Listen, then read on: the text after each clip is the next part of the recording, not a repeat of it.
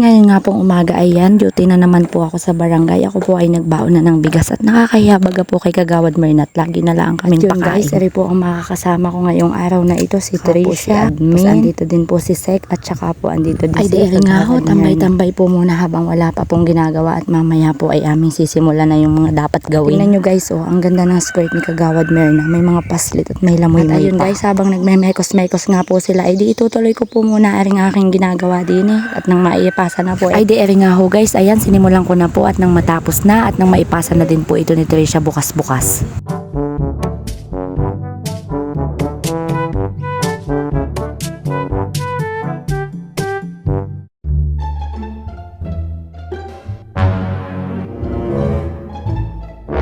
Di ayun guys, si Kagawad Mernat nga po ay nagluto na ng aming pananghalian. Ay siya po ay ayaw magpatulong kaya ayun pinabayaan po namin siyang mag-isang nagluluto doon. Ay di ayun nga ho, matapos so ang 10 taon pagluluto ay natapos. At ito nga po, kakain na po kami. Kain po tayo, kain kayo dyan, kain kayong lahat. Naman guys, halimbawa diet ka tapos ganito may mga kasabay kang masasarap kumain, ay naku talaga namang bubulos at kukuha. Kami ho ay umuna na kay Tricia at kay Sek ay ano gang pagkatagal. Ayun ay dini ang kain ay may kinuha dun sa kanilang bahay. Ang tagal-tagal ay kami uunan. Ay sige guys, hanggang dito na lamang po. Maraming salamat po ulit sa inyong panonood. Ingat po kayong lahat. Bye bye. Bye.